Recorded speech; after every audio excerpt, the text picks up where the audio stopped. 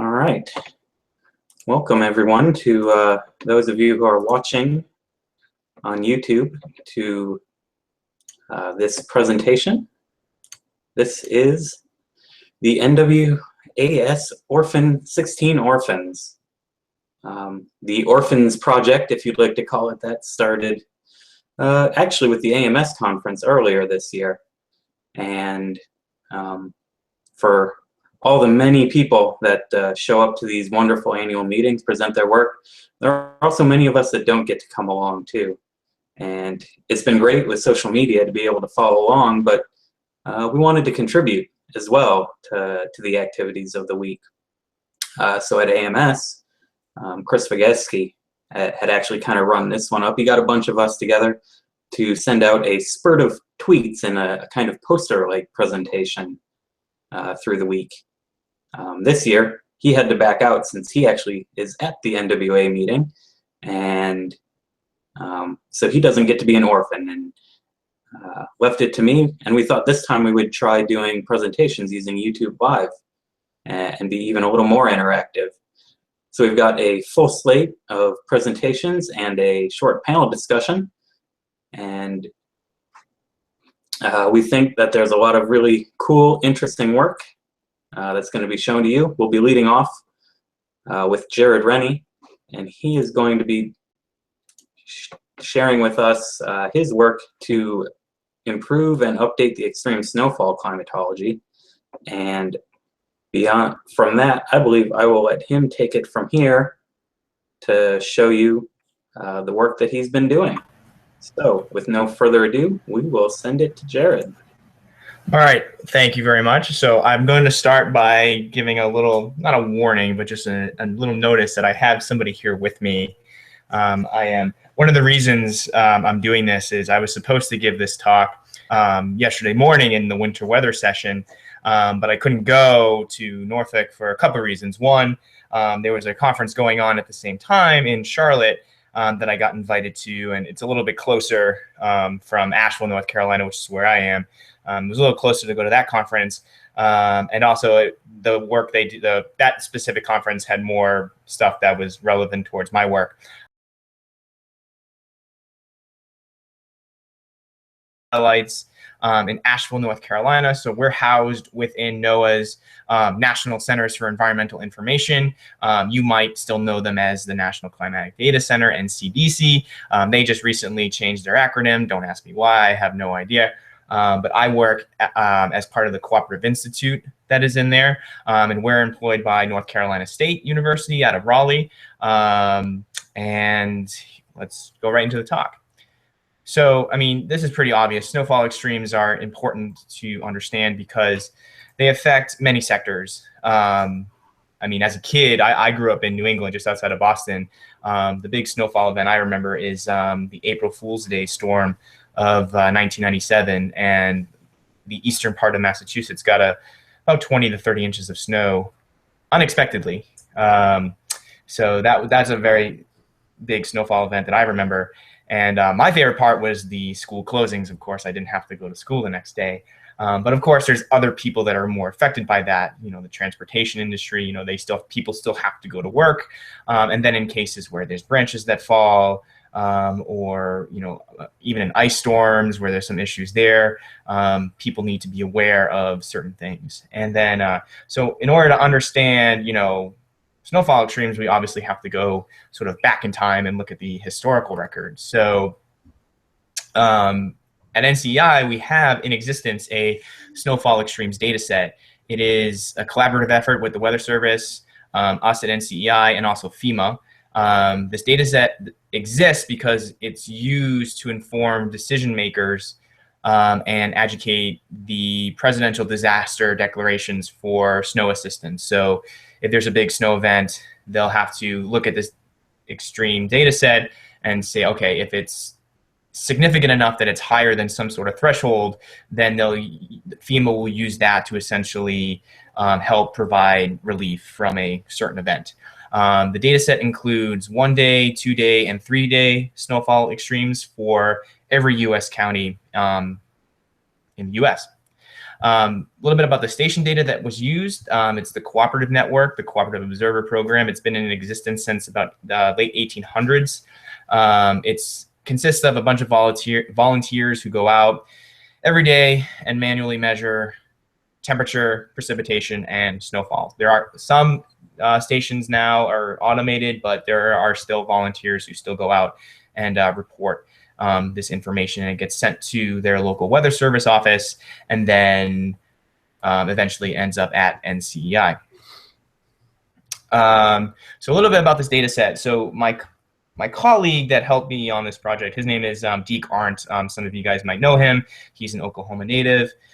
He is currently the chief of the monitoring branch here at NCEI. He helps distribute the monthly climate reports that are produced in the building. So he was kind of the curator of this data set over the past few years. It has not been updated nationally since 2010. So over the past few years, it's kind of been updated more in an ad hoc sense. So whenever a big snowfall event happens, it will go, they'll go and just look at that specific area and update counties as needed. And as I said, it only included these co-op stations. But as we know, there's other networks in the United States. One of the other big ones is CocoRa's, which has just become big over the past few years. And there's a few others as well, including the RAWS network and the SNOTEL network. And you can find those other networks in XMASIS. Some of the people here know what this is. So I just went in and looked. I loaded up the one-day extreme snowfall for Norfolk. So Virginia is a little weird where they include, when you load it by county, they consider their cities as counties as well. So I just did it for Norfolk City.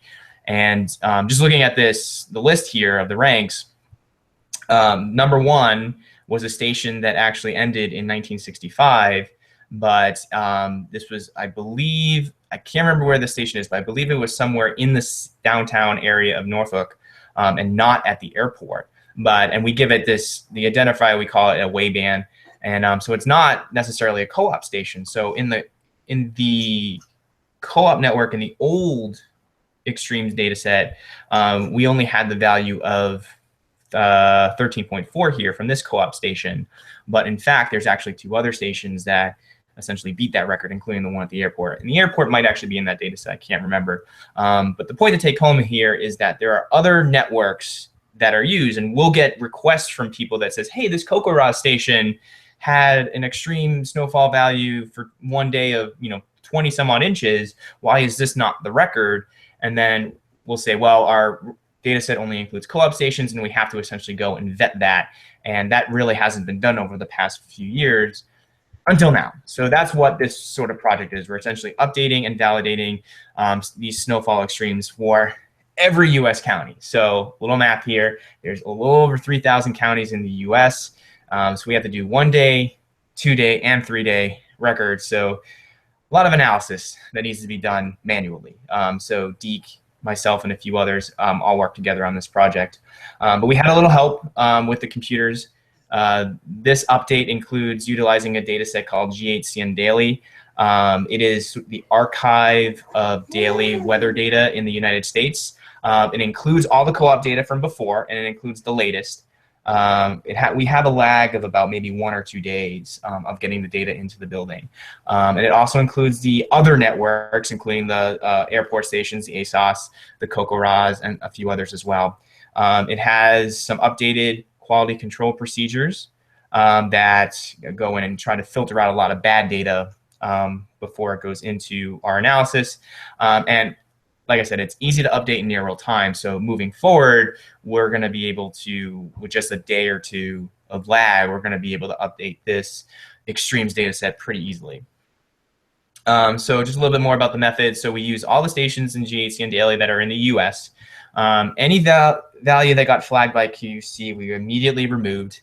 And then for each analysis, for each county, for all 3 analysis, we create a top 20 list. And we did 20 for a reason, and you'll see why in a little bit. So we started with number 1, and this is where sort of the fun begins. We have to verify that value. So we had essentially 2 methods of doing it. First, we utilized the paper record. So if you've ever been to our building, our basement is just this big room that's full of just cabinets of paper. The best way I like to call it the Indiana Jones room, because it looks like the last scene of the Raiders of the Lost Ark, where they're just pushing this big, carriage in this really long hallway of cabinets and such. So that's what our basement looks like. So, and in there we have all these paper records. Thankfully, I did not have to go down there for 6 months. We have a digital record of all these paper records in something called EDADS, which is the Environmental Document Access and Display System. It's version 2. It was just released recently, and it's actually pretty fast. All I have to do is give it the station identifier and the date, and it loads the image pretty easily, and then I can pretty much vet the value in a few seconds. But there are times in which the paper record is either not there, or maybe there was something wrong with the paper record. And for example, Kokoraz does not have a paper record, so we have to find some other way of vetting it. So we did some work in Python to sort of gather the data, do some analysis, and plot it over a certain county. And it was sort of like a spatial neighbor eyeball test. Now, GHCN Daily does have a QC check for neighbors, but you're going to find out that it's not as robust as we would like it to be, which is why we have the spatial plots. So the rest of my time here will just go over just a couple of examples. So let's start with a very easy example. This is something that will take less than a minute to go through when we were going through this entire list. So Buncombe County, North Carolina, that's where I am. That's where Asheville, North Carolina is located. There was a 2-day snowfall record, according to this analysis, of 25.8 inches, and it occurred during the superstorm of '93. Right off the bat, that sounds pretty legit. I mean, there was a lot of snow here in the southeast during that time, and a 2-day record of 25, that seems pretty valid, but we still have to go and vet the record. So here's the paper record here. I just want to say, whoever this observer was, I need to give this person a really big hug, because they have excellent handwriting. It is very easy to read this, and I am now going to start becoming a better handwriter, because going through some of these images were really tough because of the handwriting. But this one is a really good example, and it's highlighted here on the 12th and 13th of that the day in March. You can see on the first day there was 5.8, the second day there was 20. Pretty easy, 25.8 inches. We can vet that. Another way of doing that is we have the spatial plot. So here's in the center of the image is the value, 25.8, and then the neighbors around it. And this station is in a little bit in the mountains, so a value 25 seems valid compared to the other 2 mountainous stations that are here. Asheville's kind of more down here where all the green is, but still, this is a value that we can pretty much confirm that is valid. All right, so let's go through some not so easy examples. These are ones that take more than a minute.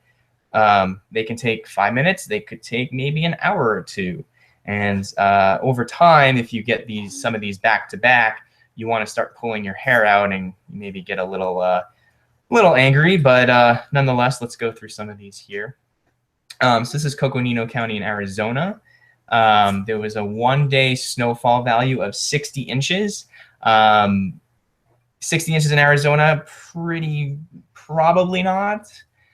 This was a co-op station. So here's the record here. And so I just zoomed in on the paper record a little bit, and you can see that it was actually written as 6 inches. This is the biggest problem we have with this data set is a factor of 10 issue. So the observer writes it down as 6, but whenever it got digitized, it got keyed in as 60. Not sure why, but it happens more frequently than you think.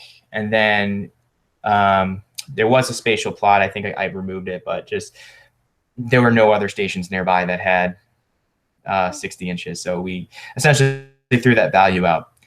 Here's another example in Nebraska. So a 1-day snowfall value of 40 inches. Okay, Nebraska gets a lot of snow in the winter, 40 inches. So we needed to check this. So we don't have a paper record because it's a Kokoraz station. So we immediately have to go to the map. And obviously you can see that stations around it they're in pink. So the way this is color coded is between 0 and 10. So it's more likely that 4 inches fell, but the observer just wrote it in as 40. And as I said, we removed all QC from GHCN Daily, our data data points that were flagged, but you see this one kind of got squeaked in because essentially in GHC and DLA, the neighbor test kind of relaxes thresholds for precipitation and snowfall because they want to keep extreme values, so they don't want type 1 errors where you're flagging good data. But then the catch is you'll have type 2 errors where you're not removing the bad data. So this is essentially an example of that. So we threw this value out for this county. And then finally, this is the last example. This is Blaine County, Nebraska, 1-day snowfall of 35 inches. This is another co-op station.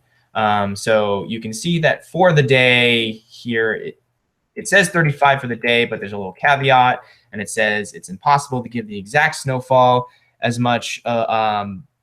This is where the handwriting issue comes in, and it says essentially that it was a mixture of precip and snow, and in fact, this was a multi-day value. So it actually snowed over a couple days here, so we can't really vet this as a 1-day value.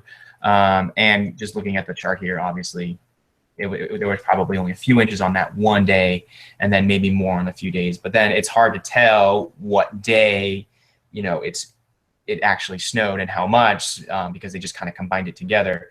So we had to throw this one out as well.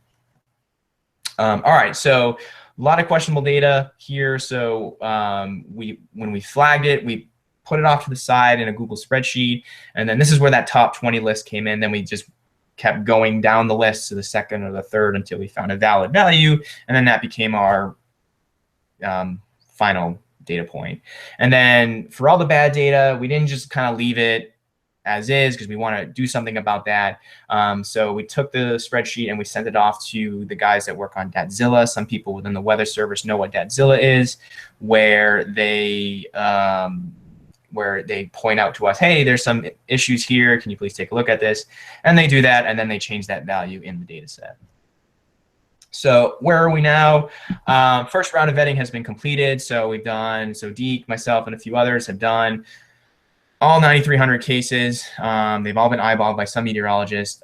We've identified over 1,000 errors in the data. Like I said, most of the issues were because of this 10-to-1 factor. And then there's times where there's just bad user entries that aren't flagged by the QC. And then we get some really weird oddball ones as well that I won't go into.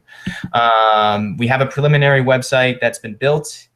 And we're going to, once we finish our vetting, and I'll talk about that in a second, we're going to work on a website and essentially kind of show that publicly.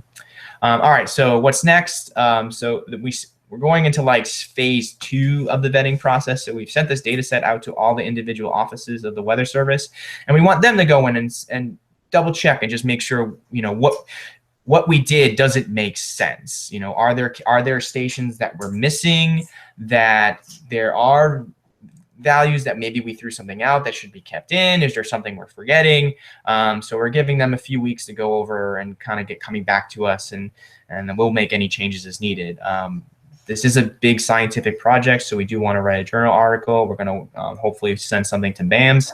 Like I said, we're going to finalize our website. And then, as I said, the spatial test in GHC and DLA has been a little relaxed in order to prevent those type 1 errors. So now we have this sort of test case where we can do some extra validation and verification of maybe new QC. So we know where bad data exists. And hopefully we can work on that down the road. So that's all I have. Thank you very much for listening. And I'll take, I don't know if we're taking questions here or not, but I will be glad to take any here. Well, we've been looking on the real-time chat on YouTube and on the hashtags, and it looks like you've got them wowed.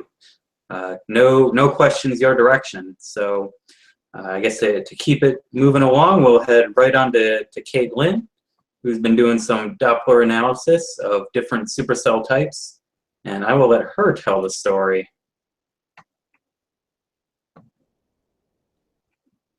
Okay, can everyone hear me? Awesome. So let's see if this can work again.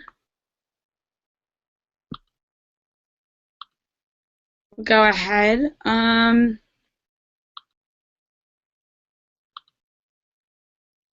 Okay, so this is a study that I did jointly with Rachel Fraser and Mark Kleinwachter, who are two recent OU alums. It's a comparison of the vertical mesocyclone structure in classic and high precipitation supercell thunderstorms.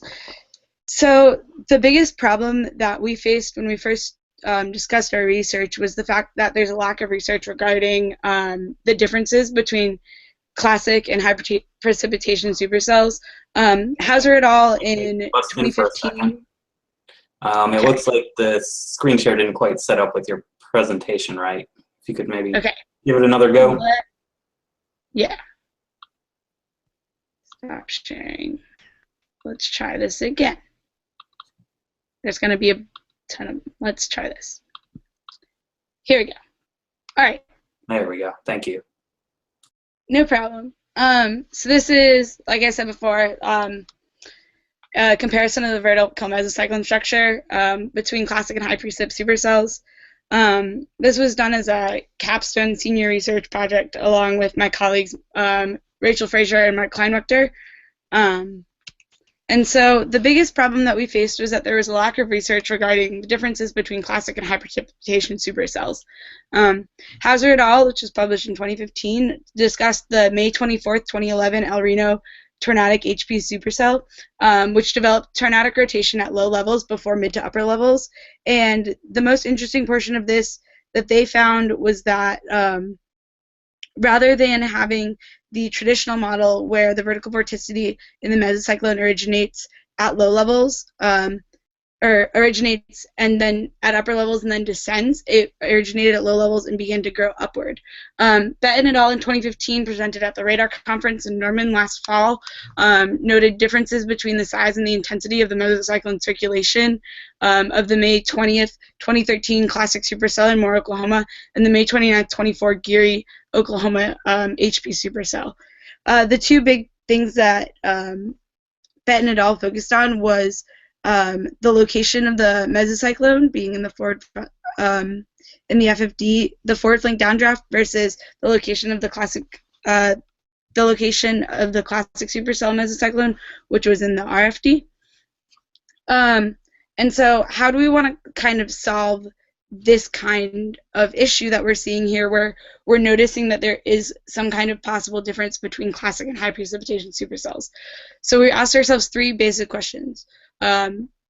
Was the difference that Betten et al. Saw unique to their own cases, or was this characteristic of classic and HP supercells? Can we see reputable, reproducible results within 6 additional cases, and how does this impact our current understanding of tornado genesis? So at first we took to a case selection. We had 4 main points that we wanted. Storms had to be tornadic, so any non-tornadic supercell was thrown out since this study dealt specifically with tornado genesis. The storms must be within a 35-kilometer radius of the WSR 88D site. These cases must be either strictly classic or HP. They cannot go through a transition period from either LP to classic or classic to HP. The event also must have occurred between the months of March to May through the years 2011 to 2015 after the 88D network went through the dual polarization upgrade and the super resolution upgrade at low levels. So when we finished off all of our selections, we came through to these 4 final cases. We have the Dodge City storm from April 14, 2012, the Loveland, Oklahoma storm from April 17, 2013, and the Norman EF1 tornado from May 6, 2015, which was in northwest Norman, following the Bridge Creek supercell, or the Bridge Creek storm, mind you. And then for classic, we have the Lacombe, Louisiana tornado on March 9th of 2011, the Salyersville, Kentucky tornado from March 2nd, 2012, and then the Norman Shawnee tornado of May 19th, 2013. So the next step in this process was to do a data analysis. We de-aliased and edited all of the radar data that we collected from NCDC using the Python ARM radar data toolkit, as well as NCARD's Solo 2, Solo 3 radar data editing toolkit. We then went through and physically found each center of circulation of the mesocyclone, and we interpolated from there at different levels. We then took all of this and we made specific case data sets, and we sent these off to Dr. Quinn Jewett and his team at the National Sphere Storms Lab. They performed for us a single Doppler radar retrieval to find the radial and tangential components of the wind. On the bottom is how we then took the single Doppler radar retrieval results, the radial and tangential wind components. We combined them using the line integral in order to find the circulation. So we had a good portion of limitations in this study. The data availability, we thought more data would be available for certain storms that we thought were within our margins. Things like the Moore tornado of 2013, the actual Bridge Creek EF3 storm. And so then we also would have days where we thought we would see very nice tornadoes by looking at National Weather Service sites and different storm information websites, but we then couldn't find it through NCDC. We had also had issues with the centers. A lot of the times the center retrieval to be called accurate had to be 250 meters from the actual center. Through visual and interpolated centers, this could be a difficult range to find and to fit when we were already working at a 35-kilometer radius away from a radar. And the interpolated values could be quite off from this distance. We had one that was almost a full kilometer off. So we had to do a lot of adjustments in those areas. We had missing tilts. You'll see the evidence of these missing tilts in the KJKL storm and the KLIX storm, whereas in KDDC we initially were missing tilts. We were able to go back and find those again later, though. We also manually classified the storms. And initially through this, we weren't completely sure about our definitions, and now looking back, we could have revamped them in some ways. So there's a possibility that we misclassified them from unknowns what we were totally looking at the time.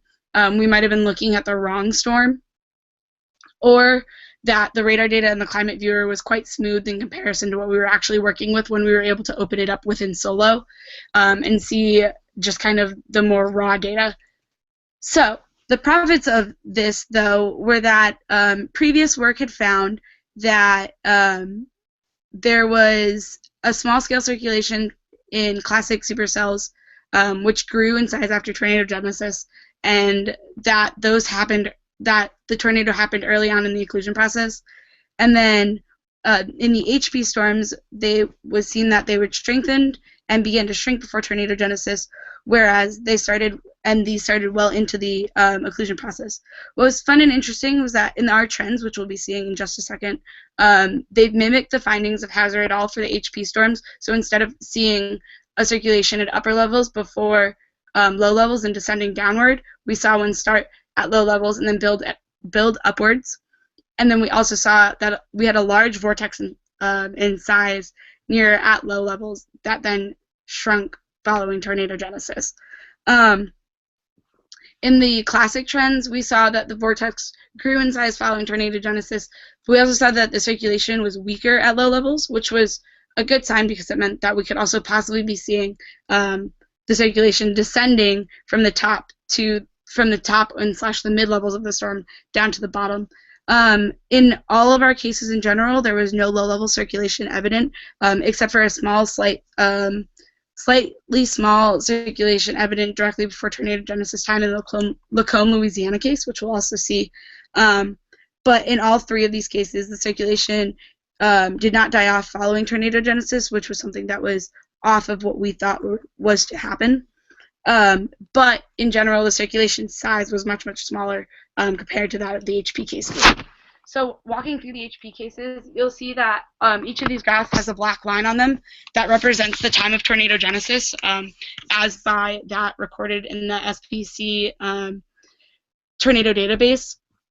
So you can see, especially here for the Loveland, Oklahoma storm, starting off at a radius of 1.5 or 1.65 kilometers away from the center of the storm, we're seeing a larger sense of circulation directly before tornado genesis, which quickly dies off, except for there at low levels. We can also see in radius-wise that there was a larger vortex before tornado genesis occurred. And this continues on in most of the storms. This is the one storm that is off in comparison, we see that there's a trend of descending. Excuse me, sorry. We can see the trend that the circulation is descending previous to tornado genesis, but like most HP storms, we see a larger amount of circulation, or a larger vortex overall directly before tornado genesis, and this shrinks in time. So this could be because the storm possibly transitioned and we weren't sure, and we thought that we were choosing a different storm at the beginning of the time when we chose the case. So this is an outlier in comparison to the rest of our cases. The DDC HP cell also kind of had a similar trend where you can see that there is some circulation at low levels, but it's slightly elevated off the ground. It's also extremely close to the radar, which is what these plots are adjusted to. But you can also see that it grows upward in time, which is similar to what we would expect from an HP supercell. The one thing that's different is that the size of the vortex is a lot smaller, and then it grows, it intensifies considerably with time in comparison to the other HP cells.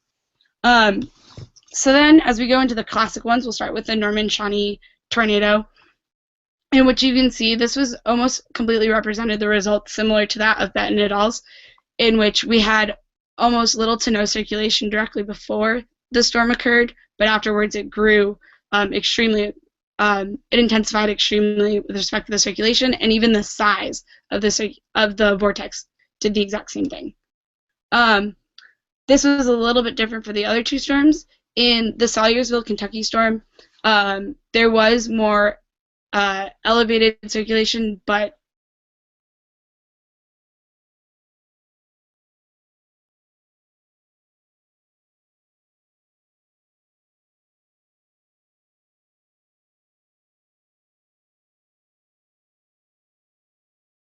vortex being seen, but it rapidly intensifies following tornado genesis. And then the Lacombe, Louisiana case is the outlier in the classic cases, whereas you're seeing at that lower height, so we're only going up to 5 kilometers here, up to 2 kilometers, about 5 minutes before tornado genesis, you have a strong amount of circulation that actually stays and doesn't fully grow and kind of grows upwards rather than descending. And we also see that the vortex size was actually a bit larger before tornado genesis. So this case was considered also an outlier in the classic storms, but we could have also, again, had a misclassification. So that was a lot of the parts where we had limitations in this study. Overall, what is the use in this? So we did gain some kind of information about storm classification.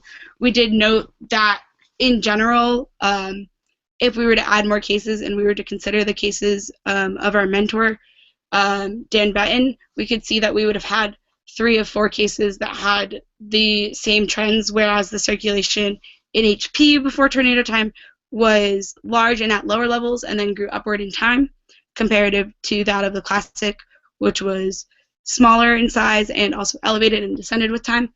We can compare this with the current detection methods, where we're only using the couplets on radar, etc. If we were able to refine a method and use this with some of other products from, say, operational products such as the MRMS suite or something like that, maybe we could use those things and have that in comparison to what we're seeing here. This single Doppler radar retrieval that we were using was initially created to be a real-time single Doppler radar retrieval, and so we also were able to help with looking at the reliability of a single Doppler radar retrieval in real time, and noting that if it's going to be center dependent, it's going to be hard to have that as a reliable option for this. If we were able to do some kind of dual Doppler situation where we weren't using the 88D network and we had multiple radars with a good baseline to have a dependable dual Doppler analysis, we might be able to get a little bit more of a refined look at the indices that we were looking at. So continuing on from here, there are plans to work with people through the multi-radar, multi-sensor system at the National Sphere Storms Lab to work with products such as rotation tracks and especially azimuthal shear. Azimuthal shear would contradict tangential velocity, whereas azimuthal shear looks across azimuths, tangential velocity looks across radials. So it's almost looking more in a gate-to-gate method rather than an azimuth-to-azimuth method, which is a different perspective of looking at the exact same thing. And we also would want to evaluate more cases throughout time. With that being said, we would like to thank everyone and acknowledge all of these people here who, without them, none of this could have actually happened. And from there, I can go on ahead to any questions. All right, Karen, it looks like we do have one question in the live chat on YouTube, and Nick Lilja wants to know, have you considered researching similar situations, kind of comparing the southeast versus plain storms? And if so, would you anticipate similar results from storms in the southeast as compared to the plains? So when we initially looked through all the storms, we discussed looking across the United States and not specifically isolating ourselves to the plains. In choosing our storms, the best looking storms near radar where it was clear were just happened to be the supercells in the plains, unfortunately. That's why when we were looking through, we chose storms like the Louisiana storm and the Salyersville storm. The biggest problem that we had was we were choosing non-embedded storms, and a lot of the storms that we saw from any of the southeast storms oftentimes were embedded, or we had the problem, which we ran into, especially with the April 27th storms, was that they looked like they were close enough to the radar, but they were just outside of our 35-kilometer constraints. And that 35-kilometer constraints with respect to an WSR 88D we thought wasn't that bad. And then we went and looked through 1,000 some odd tornadoes and we're like, oh, well, this cut down all of our numbers. So hopefully at some point we could do that. I would anticipate looking at storms from the southeast, we would see similar things. I would hope seeing from the Louisiana storm that we didn't, though, especially in the classic case, would say to me that if that trend was different, it would be because there's generally more rain-wrapped storms, I think, in the southeast I've seen. In comparison, from just my experience on Vortex Southeast, we had just had a lot more rain in the storms comparative to like some of the plain supercells are just, you don't get the low precip ones here, but we get those nice classic storms that then transition over. So I would think that the trends would be very similar, but it would be something that I would want to personally look into more before I would say anything really much more else about it. All right, thank you. Really appreciate you sharing your work. Next up, to move right along, is Caleb Grunsky, and he looked at the predictability of MCVs using ensemble modeling. So we will pass it on to him to share his work with us.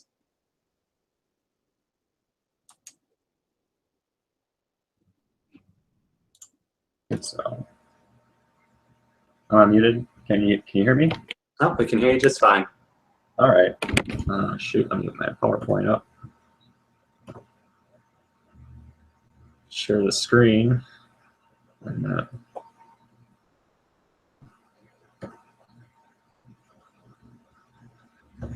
how does this work again? I have to share the entire screen. And then, okay.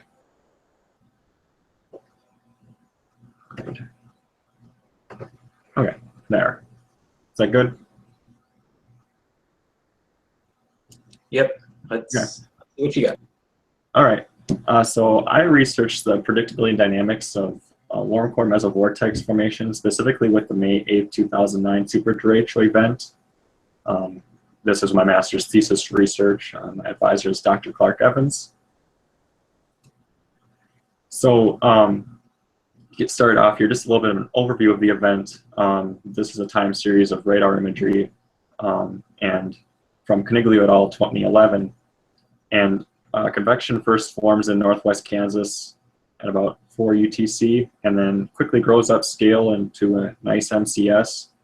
And then at around 10 UTC, two bands of convection along a warm front, which will be interesting. We will be interested in later form, and then merge with the initial line, and then they organize together more and then organize into an ice bow echo that travels across the central United States and dissipates just for the Appalachian Mountains. And then just some storm reports here. There was a lot of high wind reports. This was actually a PDS severe thunderstorm. This the environment itself prompted us to PDS severe thunderstorm watch, which are relatively rare. And there's a lot of high wind reports, and there's a lot of tornado reports within southern Missouri, which were associated with tornadoes along the leading edge of the line along this bow. And then there was also a warm core mesovortex that formed in the northern flank of this MCS, and that's going to be of particular interest to us. So moving along some more, this is just a radar loop. I'll play it. And we see these two bands form and then merge together with the main line, and we see this rotational, let's see, evidence of rotation on the northern flank of the MCS. I'll play it again. And yeah, so you can see our MCV starting to form. So the synoptic environment itself, there was strong, deep unidirectional wind shear. If we look at these are just plots at different levels.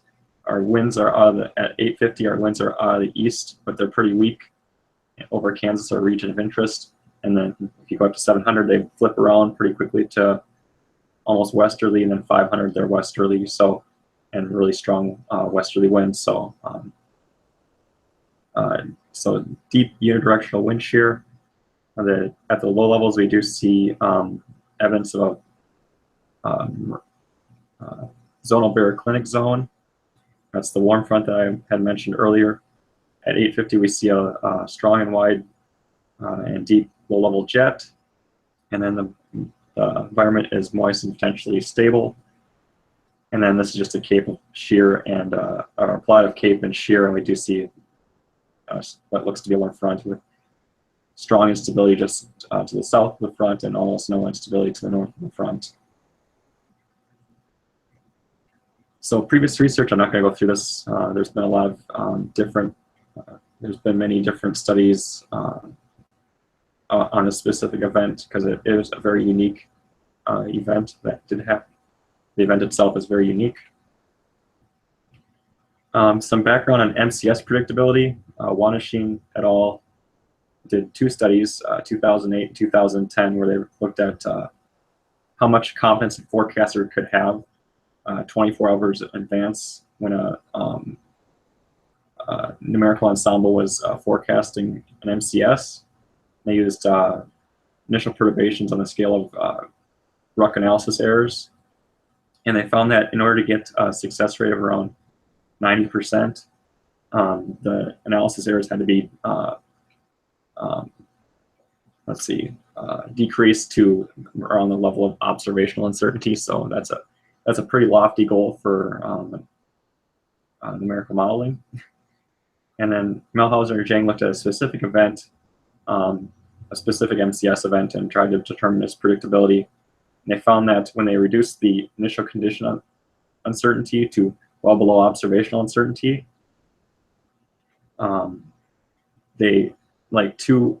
the forecast diverged, and there was only two results that happened. Either ensemble members had MCSs or they didn't, and there was and reducing initial condition uncertainty did not lead to any further improvements. So there was a bifurcation point between the ensemble members. So then the event itself, the May 8, 2009 event, has been, the predictability of it has been researched before. Not much, but Wiseman et al. 2013 did make some different model configurations, physics, different ensemble configurations with different physics, different models. And they found that each one tried to reproduce strong MCS similar to what was observed.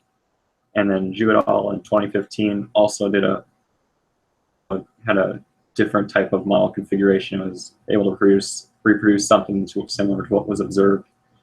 So then our question is then, to what extent is the warm core mesovortex on the northern flank of the superderecho predictable? And then to do this, we utilized a 50-member convection allowing ensemble by coupling and coupled WRF, ARW, and the Data Simulation Research Testbed Facility, which is DART for short, and it uses an ensemble adjustment Kalman filter. And there's two domains. We have two domains here. One is the analysis outer forecast domain. This is where our data assimilation and our cycling takes place. I'll explain a little bit more about that. And then we have an inner domain, which is where we analyze our output. And so the outer domain is 15 kilometers, has 50 vertical levels. Let's see. To get things started, we perturb our GFS analysis. We give the WRF model GFS analysis of lateral boundary conditions, and we perturb them to create a 50-member ensemble. We apply some quality control to the observations that are assimilated in, and we follow along with the methods of Romine et al. And Shorts et al. I can explain them more if you want later. So then this is just a typical distribution of all the observations that we assimilate. This is just one time. And these assimilation cycles, they occur at 6-hour intervals. And they need to happen 20 times. So our launch times of our forecasts are May 12Z at May 7th, 2009. So we have to go back to 12Z on May 2nd, 2009 to start cycle analysis. We do cycle analysis at 6-hour intervals. We give the model lateral boundary conditions and observations, and keep doing cycle analysis. Then we, up to the time of when we launch our forecasts. And then so this is the results of the simulation performance. We see that what we generally want to see from our observation and simulation. These are METAR observations. We see that we have root mean square error, which is in red, total spread, which is blue, and bias, which is green.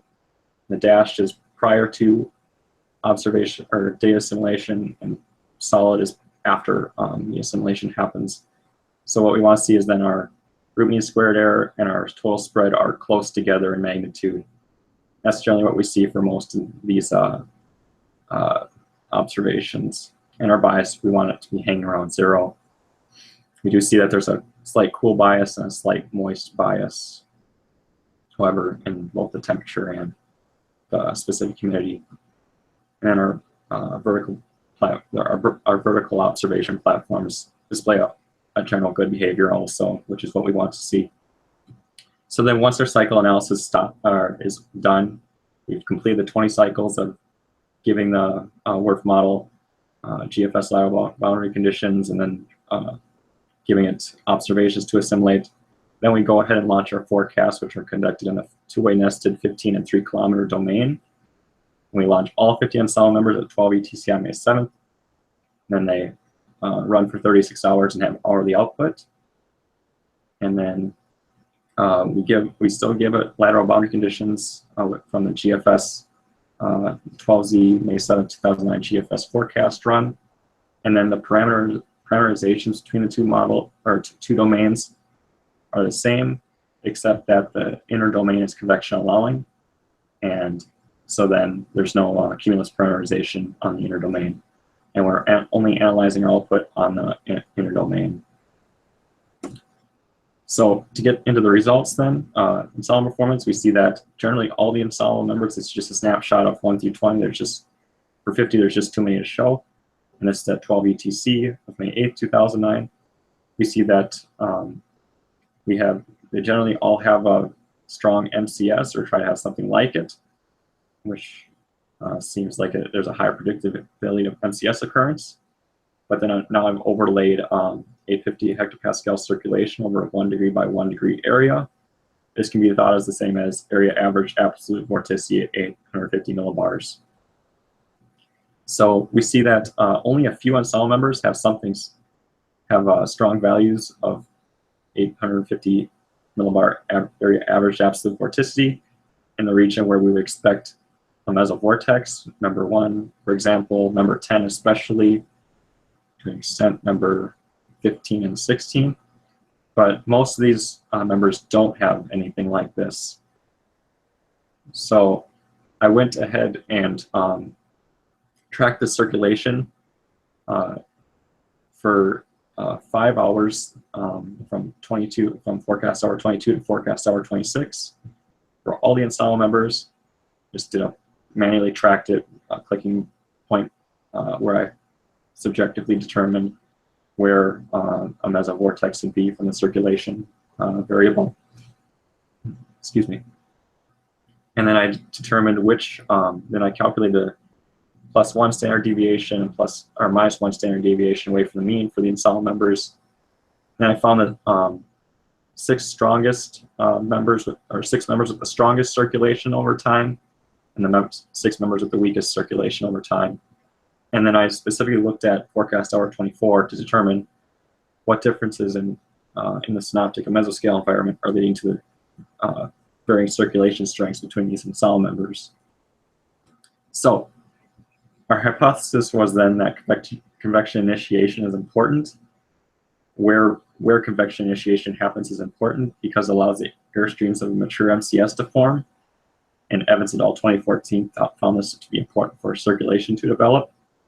And I hypothesized that if CI does not occur early enough, the circulation associated with the mesovortex will be non-existent or weak. So to find what differences in the synoptic environment were leading to differences in the mesovortex circulation, we performed sensitivity analysis, which is from Tornhackum, 2008.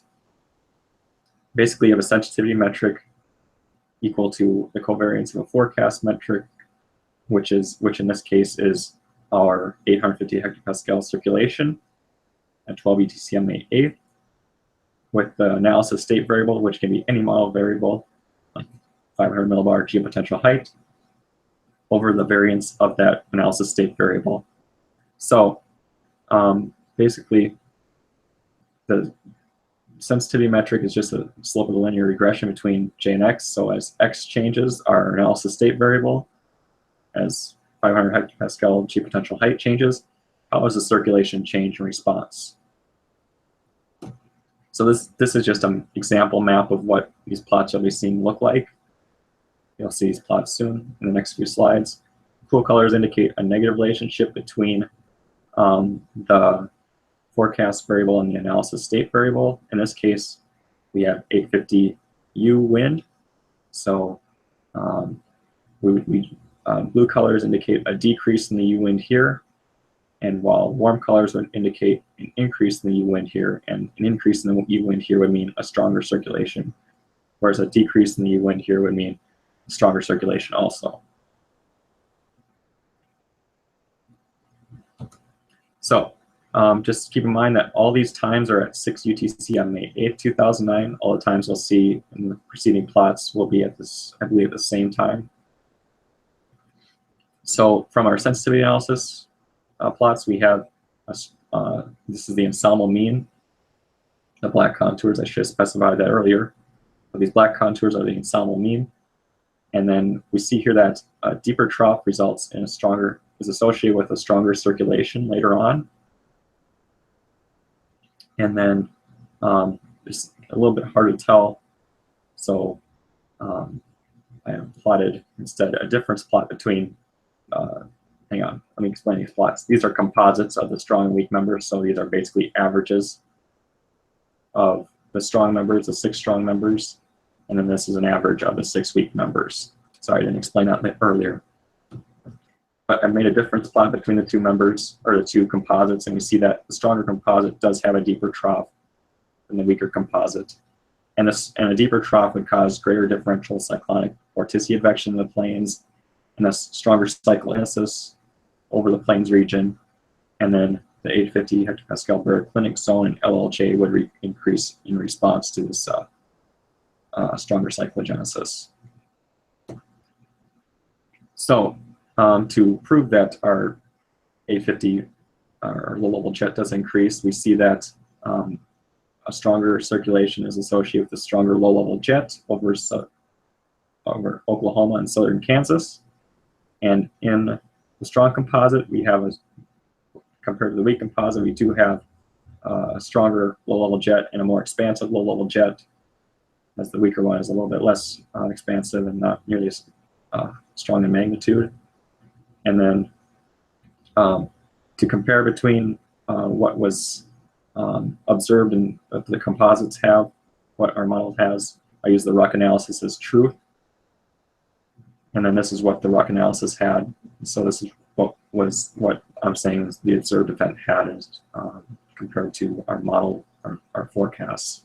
So we do see that the observed event is similar to our strong composite in that more expansive and stronger low-level jet. And then we see that there's increased moisture advection into northwest Kansas, which is for a stronger circulation is associated with increased moisture advection in this northwestern Kansas. And then we do see that from the strong composite. A little bit, the dew-point contours are edging more into northwest Kansas than in the weak composite. I do believe I have a difference plot. No, I don't. Dang it. And then we do also see that our warm front is a little bit stronger in the strong composite than the weak composite. We don't have nearly not as much tight or packing of the isotherms over the plains region in the weak composite than in the strong case. Yes, and that's our sensitivity analysis. Both the strong and warm front are warmer potential temperatures are associated with a stronger mesovortex later on. So skipping ahead. Oh shoot. Well, this is a plot of MU Cape and MU Sin at time of convection initiation. This is 12, let's see, yeah, still 6Z on May 8, 2009, same times as always. We do see that there's more most unstable Cape in the strong composite, and compared to the weak composite, the instability is not able to make it nearly as far north, both due to the increased, mainly due to the decreased moisture advection seen earlier in the weak composites, in the earlier plots. And then we also have less MU Sin. The shade, the hatching is darker colors are associated with less MU Sin. So there's, in the weak composite, we have a bright white, which signals more sin and more capping, whereas in the strong composite we have less white color hatching. So, and the Ruck analysis shows actually a even more conducive environment compared to the strong composite for convection, even more conducive convection environment for convection. And then so similar reflectivity at 6Z, we see that the strong composite, the strong members, these are the individual strong members on the left-hand side, whereas the weak members on the right-hand side. At 6Z, the time of convection initiation, we do see that most of the strong members have deep convection, evidenced by these red, color shading and reflectivity values. And then, while in the weak members, there's really no deep convection in any of our region of interest, and it actually, convection is lags behind by 1 to 2 hours, and occurs in more in south central Kansas and northern Oklahoma than compared to the strong members, where it occurs mainly in northwest Kansas. So then, to illustrate that, just a plot of vertical cross sections. This is these vertical cross sections are across western Kansas. They stretch from the Kansas-Nebraska border to the Kansas-Oklahoma border, we do see that there's both isentropic lift occurring in the strong composite, and let's see, and there's also instability that's not capped. There's no capping. There's just purely unstable air out in an area of isentropic lift, whereas in the weak composite, there's no the unstable air is not within any isentropic lift, and the isentropic lift is a lot weaker. So conclusions: each ensemble member attempted to produce an MCS, but only 14%, 7 out of 50, produced a mesovortex-like circulation. And sensitivity analysis showed that a more amplified upstream trough is associated with stronger circulation. Stronger trough leads to stronger least-side cyclogenesis, stronger and more enhanced full-level jet, a stronger warm front, and more moisture advection in Kansas and Oklahoma. And yeah, that's about all I have. Thanks. All right. Thank you, Caleb. So that was some really impressive and thorough work on taking that ensemble to look at the MCV. For our next one up, we are shifting from more formal presentations to something more like a panel discussion. And we have two orphans that I'm almost surprised were orphans. Charles Dickens' famous A Tale of Two Cities, which was, it says, and I'll read it to you because I thought it was just the first line, but I read the first several sentences and it all seemed to apply. You know, it's the best of times, it's the worst of times. It's an age of wisdom, it's an age of foolishness. It's an epic of belief and an epic of incredulity. It was a season of light, it was a season of darkness. It was a spring of hope, and it was the winter of despair. Pretty much that sums up social media. There's a lot of good things in social media, and as we saw in some of the presentations yesterday, there are a lot of challenges for us out there. And I think that I'm glad to see that everyone's getting educated on how to find like the fake pictures, how to better handle the negative situations, because as we put more of our stuff out there on social media, we're just we are like, no pun intended, a lightning rod, and people are going to come to us, and the trolls are going to be naturally attracted to us. So I'm glad to see that we're all better helping each other, better handle those situations. I don't know, Rick, do you got anything else to say before we kind of move forward? Boy, if you're going to quote Dickens, where do I go after that? I mean, you nailed it, and I didn't know the rest of that. I didn't remember that the rest of that said that. That is very appropriate, and yeah, you know, it is. We've come a long way in service in the weather community in general, and there's some great presentations, obviously at the NWA. Lots of interesting things, and Tim, like you said, there's good and bad, like with everything.